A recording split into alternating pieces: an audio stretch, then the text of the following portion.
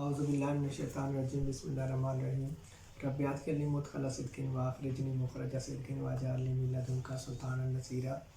अक्सर दोस्त अहबाब, मेरे जानने वाले, मेरे सब्सक्राइबर और स्टूडेंट्स यही पूछते हैं कि सर इस बात पर आप इस टॉपिक पर भी एक हमें गाइडलाइन दें कि आपने खुद अपनी तैयारी एडमास्टर की किस तरह से की थी। तो काफ़ी दिनों से मैं सोच रहा था, इसलिए ज़रा डिले भी हो गया। इसके साथ ही अपनी ऑनलाइन क्लास की वजह से भी ज़रा मसरूफियात बढ़ गई थी। काफ़ी दिनों के बाद आपसे मुलाकात हो रही है। उम्मीद है कि आप सब लोग खैरियत से होंगे।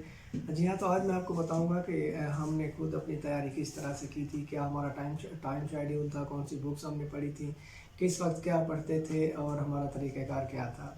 तो सबसे पहले तो मैं ख़राज तहसीन पेश करना चाहूँगा, एक्नॉलेज करना चाहूँगा अपने बहुत ही प्यारे दोस्त सैयद हिदायत हुसैन शाह साहिब को, जिनकी support through out my life रही। पिछले 20 ईयर से हमने जो भी डिग्री की इकट्ठे की, जो भी इम्तिहान दिया इकट्ठे तैयारी की, और इस सारे सफ़र में सबसे ज़्यादा जो मुझे सपोर्ट दोस्तों की तरफ से मिली वो टॉप पर थे, हमेशा मेरा साथ दिया। I am really cordially thankful to him. तो सबसे पहले मैं ये बताऊंगा कि हमने ये तैयारी कितने अरसे में की थी, जो कि अक्सर पूछा जाने वाला सवाल होता है कि आपने कितना अरसा लगाया था। तो मैक्सिमम 3 से 4 माह तक काफ़ी होते हैं हेड मास्टर की ख़ास तौर पे तैयारी करने के लिए, लेकिन ये वेरी करता है पर्सन टू पर्सन। ये वेरी करता है कि आपके पास टाइम कितना है, आप डेली कितना टाइम दे सकते हो। अगर आप 2 से 2.5 घंटे डेली दे सकते हैं फुल्ली कमिटमेंट के साथ और डिवोशन के साथ, तो I think 3 to 4 months enough है। तो ये तो था टाइम फ्रेम कि हमने कितने अरसे में की थी। उसके बाद जो मेन चीज़ होती है वो ये होती है कि आप कितना मैक्सिमम टाइम डेली बेसिस पे दे सकते हो। आपकी जो रेगुलरिटी है, आपकी कंसिस्टेंसी काफ़ी मैटर करती है। होता क्या है कि आमतौर पर लोग बड़े एक्साइटेड होते हैं, बड़े मोटिवेटेड होते हैं जब नया अप्लाई करते हैं, लेकिन उसके बाद 4 दिन 5 दिन 1 हफ़्ता बड़े जोशो खरोश से तैयारी करते हैं, काफ़ी सारी बुक्स इकट्ठी कर लेते हैं, लेकिन वो सारी बुक्स पढ़ी रहती है, उनको पढ़ने का टाइम नहीं मिलता। तो आप कंसिस्टेंट रहें, आप रेगुलर रहें और आप अपनी मेहनत एक जज्बे के साथ बरकरार रखें, खुद को कभी भी डीमोटिवेट ना होने दें। तो मेरा जो तरीक़ाकार था वो ये था कि मैं स्कूल भी उस वक्त पढ़ा रहा था और साथ में मेरी एकेडमी थी सेकंड टाइम में। तो ये देखें कि मैंने ना तो स्कूल से छुट्टी ली थी और ना ही एकेडमी से छुट्टी ली थी, उसके साथ ही मैंने तैयारी की। टाइम अगर आप मैनेज कर लेते हो, आपके पास 24 घंटे होते हैं, और अगर स्कूल में आप 5-6 घंटे देते हो, एकेडमी में 2 घंटे देते हो, तो 8 घंटे आपके जाते हैं। बाकी तो आपके पास 24 घंटों में से बाकी 8 घंटे तो आपके पास होते हैं।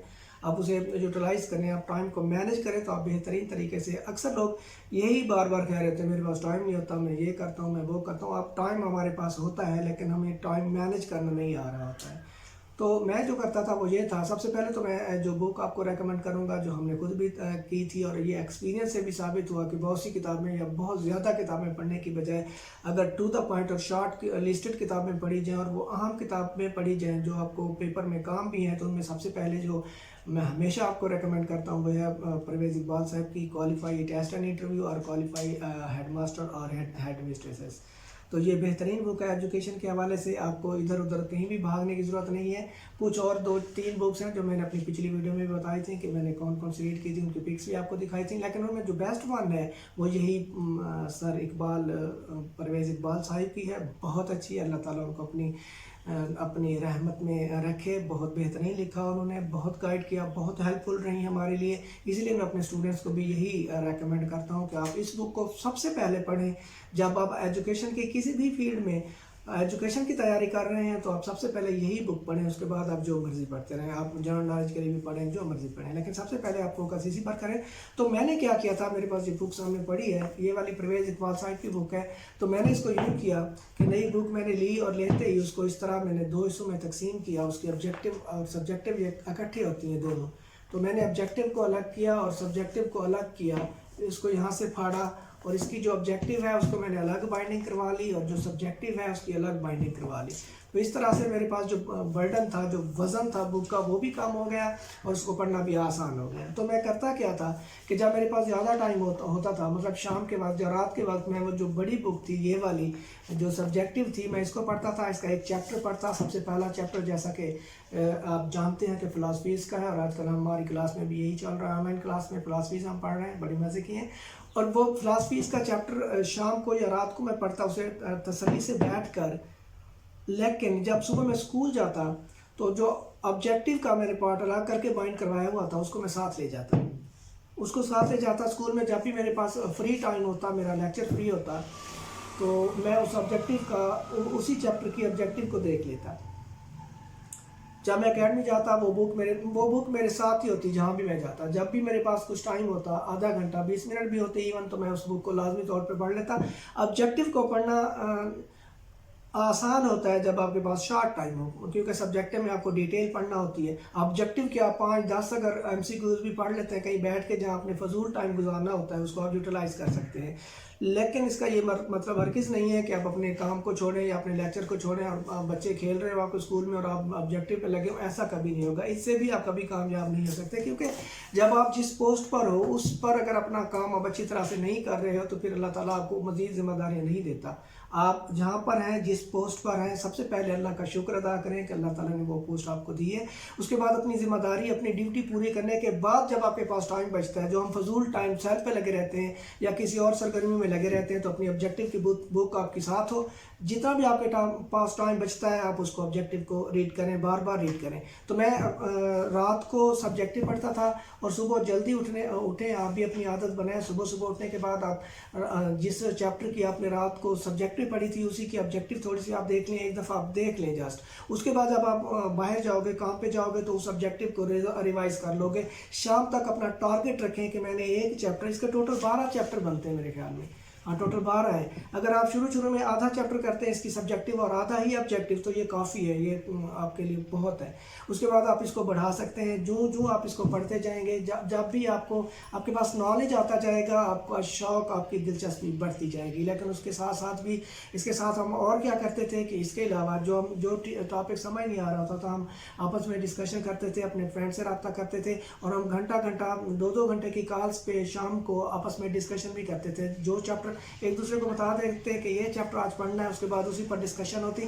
اگر اس بک میں کوئی غلطی ہوتی، مسٹیک ہوتی، وہ ایک دوسرے کو بتاتے کہ میں نے اس کو ویریفائی کیا ہے نیٹ سے، تو اس میں یہ مسٹیک ہے. مسٹیکس بھی ہماری ریکٹیفائی ہو جاتی.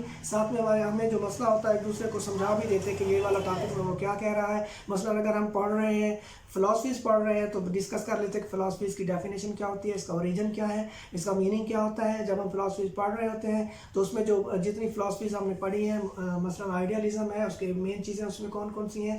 آئیڈیالزم میں ایم آف ایجوکیشن کیا ہے، اس کا کریکولم کیا ہے، اس کا ٹیچر کیسا ہے، اس کا ڈسپلن کیسا ہے، اس کا اسٹوڈنٹ کیسا ہے. یہ ساری چیزیں کمپیریٹیولی ہم بیٹھ کر اس کو ڈسکس کرتے ہیں. اگر آپ کو ڈسکشن کا کوئی گروپ کا کوئی مسئلہ ہے، کوئی نہیں مل رہا، آپ اپنے سے سینئر کسی سے رابطہ کر سکتے ہیں یا کسی ٹیچر سے رابطہ کر سکتے ہیں. اگر آپ ہمیں جوائن کریں گے تو ہماری آلریڈی کلاس چل رہی ہے، اس کو آپ جوائن کر سکتے ہیں. لیکن آپ نے کبھی بھی ڈی موٹیویٹ نہیں ہونا، اس کو مسلسل جاری رکھنا ہے. ایک دفعہ جب آپ کے کنسیپچولی تیاری ہو جائے گی، ایک دفعہ آپ گو تھرو ہو جائیں گے، پھر آپ مار نہیں کھاتے، کیونکہ بندے میں ایک سیلف کانفیڈنس آ جاتا ہے کہ اب یہ پوری بک میں نے پڑھ لی ہے، اب انشاءاللہ میں کر کے رہوں گا. تو اس کے بعد آپ اس کو بار بار ریوائز کریں. اس کے بعد آپ اسیسمنٹ کریں، اپنی بھی سیلف اسیسمنٹ کریں اور کسی کو ٹیسٹ بھی آپ دے سکتے ہیں.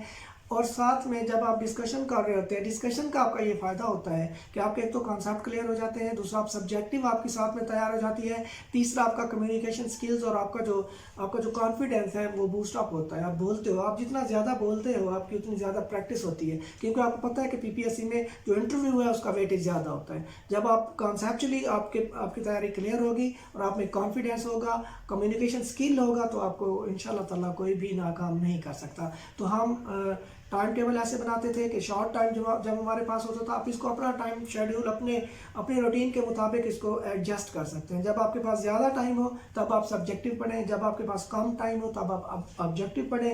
اور ساتھ میں ڈیلی 1-2 دفعہ نیوز بلیٹن ضرور سنیں. اگر آپ کے پاس اویلیبلٹی ہے تو ایک آدھ اخبار بھی ڈیلی دیکھیں تاکہ آپ کے کرنٹ افیئر اور جو جنرل نالج ہے وہ بھی آپ کا ساتھ میں امپروو ہوتا رہے. اور اللہ تعالیٰ پر مکمل یقین رکھیں. کبھی بھی کسی بھی نیگیٹیوٹی سے آپ امپریس ہو کر اپنی تیاری کو نہ چھوڑیں، نہ ہی ڈی موٹیویٹ ہو. تو ہم زیادہ ٹائم میں سبجیکٹیو، کم ٹائم میں آبجیکٹیو پڑھتے تھے. شام کو ہمارا ڈسکشن کا لیکچر ہوتا تھا، آپس میں ڈسکشن ہوتی تھی. اس کے علاوہ ہم اپنی اسیسمنٹ ڈفرینٹ میتھڈ سے کرتے تھے. جب سلیبس مکمل ہو گیا تو اس کے بعد نیٹ پر کچھ کویسچنس یا اسیسمنٹ ہوتی ہیں، ان کو بھی دیکھتے، لیکن وہ زیادہ تر میں نے دیکھا کہ وہ اتنی معیاری نہیں ہوتی تھیں.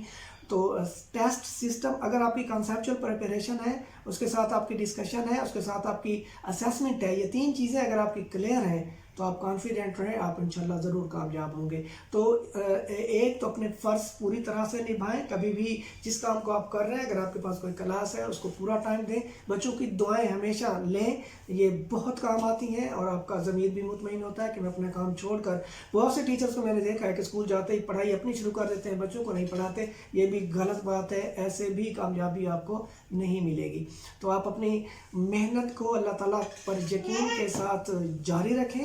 اور اگر آپ کو کوئی بھی ایشو, کوئی بھی مسئلہ تیاری میں آتا ہے ہیڈ ماسٹر یا ہیڈ مسٹرز کی تیاری میں, تو ہم آپ کو گائیڈ کرنے کے لیے تیار ہیں. جب بھی آپ جس وقت چاہیں آپ ہم سے رابطہ کر سکتے ہیں, اور ہم سے جتنی بھی سپورٹ ہو سکے گی ہم آپ کو ہر وقت کرنے کے لیے تیار ہیں.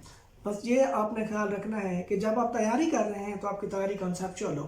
اس میں آپ نے, اکثر یہ ہوتا ہے کہ جو ٹاپک سمجھ میں نہیں آ رہا ہوتا, جو ڈیفیکلٹ لگتا ہے, ہم اسے اسکپ کر دیتے ہیں, چھوڑ دیتے ہیں. ایسا نہ کریں, اس کو کمپلیٹ کریں. اگر آپ کا ٹائم شیڈول سے وہ بڑھ رہا ہے, اگر زیادہ ٹائم لے رہا ہے, بے شک لینے دیں, لیکن اس کو پہلے کلیئر کریں, اس کو پہلے کنسیپچولی تیار کریں, اس کے بعد آپ آگے بڑھیں. آپ اپنی تیاری جاری رکھیں, انشاءاللہ سیٹس ضرور آئیں گی اور اللہ تعالیٰ آپ کو ضرور کامیابی دے گا. اللہ تعالیٰ کی ذات پر, اپنی ذات پر یقین جاری رکھیں, مضبوط رکھیں, مایوسی کو قریب نہ آنے دیں, نیگیٹو لوگوں سے دور رہیں, اور اپنی اسٹڈی اگر ابھی تک تیار نہیں کی تو آج ہی سے تیار کریں اور مسلسل جاری رکھیں جب تک آپ کا ٹیسٹ پاس نہیں ہو جاتا. اللہ تعالیٰ آپ کا حامی و ناصر ہو. اللہ تعالیٰ آپ سب کو کامیاب کرے. اپنا بہت سا خیال رکھیے گا. اللہ حافظ.